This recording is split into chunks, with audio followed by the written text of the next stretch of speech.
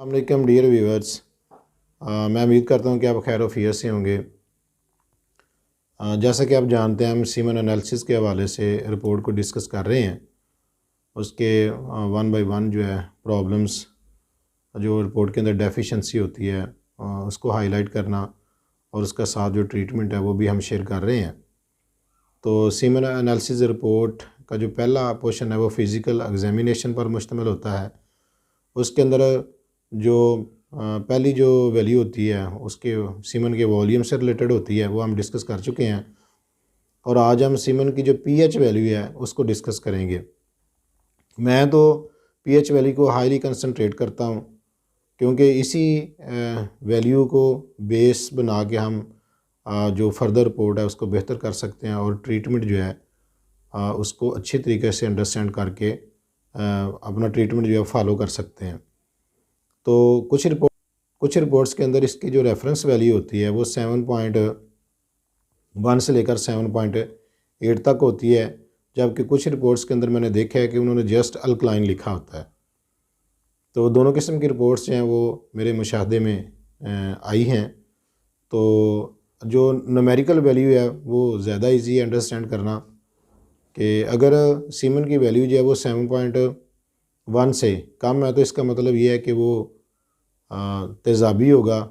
आप जानते हैं कि जो तेज़ाब की पीएच वैल्यू होती है वो 7 से कम होती है, तो उसके अंदर खुश्की पाई जाएगी, जिसकी वजह से बीपी का इशू हो सकता है, कब्ज़ वगैरह हो सकती है, या और जो खुश्की से रिलेटेड मसाइल हैं वो पैदा हो सकते हैं।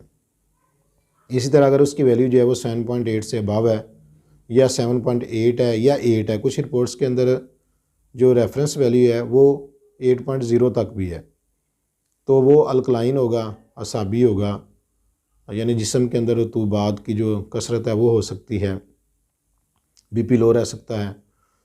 तो इस तरह के मसाइल जो हैं वो पाए जाएंगे। अब अगर हम इस वैल्यू को, न्यूमेरिकल वैल्यू जो अपनी सीमन की पीएच है, उसको अगर इस रेंज के अंदर ले आएंगे तो हमारी जो नीचे वाली रिपोर्ट है जो स्पर्म एक्टिवेशन से रिलेटेड है उसके अंदर भी बेहतरी आनी शुरू हो जाएगी। अब सीमन जो है वो ना तो उसकी वैल्यू, उसकी जो पीएच वैल्यू है वो 7.1 से कम होनी चाहिए और ना ही 7.8 से अबव होनी चाहिए, क्योंकि अगर ज़्यादा खुश्की होगी तब भी स्पर्म जो है वो डेड हो जाएंगे। अगर उसके अंदर रतूबत ज़्यादा है, वो ज़्यादा अल्कलाइन है, तब भी जो मूवमेंट है स्पर्म की वो सफ़र होगी। जैसा कि इसके वाले से मैं वेरी सिंपल एग्जांपल कोट करता हूँ कि जो पुराने ज़माने के अंदर दिए वगैरह जलाए जाते थे तेल के ऊपर, ऑयल के ऊपर, उसके अंदर एक बत्ती होती थी और पॉट के अंदर सरसों का ऑयल या कोई भी ऑयल जो है लेकर उससे हम रोशनी हासिल करते थे। तो अगर वो तेल जो है ख़त्म हो जाए तो डेफिनेटली जो लाइट है या दिया है, जो बत्ती है, वो बुझ जाएगी। इस तरह अगर तेल की मिकदार इतनी कर दी जाए कि जो जलने वाली बत्ती है वो उसके अंदर डिप हो जाए, तो तब भी वो जो लाइट है वो देना बंद कर देगी। यही कंडीशन जो है हमारी पीएच वैल्यू की रेंज की है, कि अगर रेंज जो है इन बिटवीन होगी तो स्पर्म जो है वो एक्टिव रहेंगे, उनकी ग्रोथ अच्छे तरीके से हो सकेगी, उनकी जो स्लजिश है वो, उनकी जो लो मूवमेंट है वो कम होगी, वो ज़्यादा अच्छे तरीके से सर्वाइव कर सकते हैं। तो अगर जो पीएच वैल्यू है वो 7.1 से कम है तो वो खुश्की की तरफ हमें गाइड करेगी।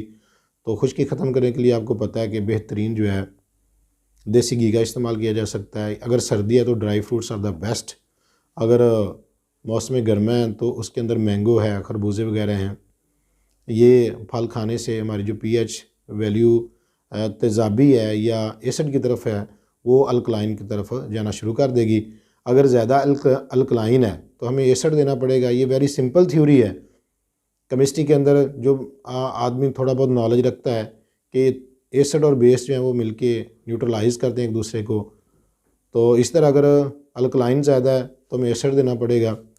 हर खट्टी चीज़ के अंदर एसिड पाया जाता है।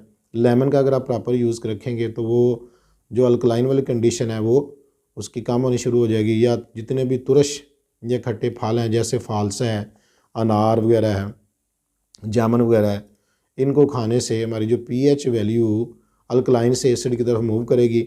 सम टाइम ये होता है कि वो जो पीएच वैल्यू है वो इस रेंज में ही होती है, लेकिन नीचे जो रिपोर्ट है स्पर्म के हवाले से वो प्रॉपर नहीं होती, तो फिर हमें इसको इनिशियल वैल्यू की तरफ लाना पड़ेगा। अगर 7.8 है या 8.0 है तो फिर हम कोशिश करें कि इसको इनिशियल वैल्यू की तरफ लेके आएँ, यानी कि हम जो एसिड वाली चीज़ें हैं, गोश्त वगैरह, उसको इस्तेमाल करें, तो इससे हमारी जो पीएच वैल्यू है वो रिड्यूस होना शुरू हो जाएगी। और जब इन बिटवीन आएगी हमारी पीएच सीमन की, तो डेफिनेटली नीचे जो रिपोर्ट है हमारी उसके अंदर हमें बेहतरी नज़र आना शुरू हो जाएगी। इंशाल्लाह हम अगली वीडियो के अंदर जो है नेक्स्ट प्रॉब्लम डिस्कस करेंगे। तो मुझे उम्मीद है कि आपको ये वीडियो पसंद आई होगी। अल्लाह हाफिज़।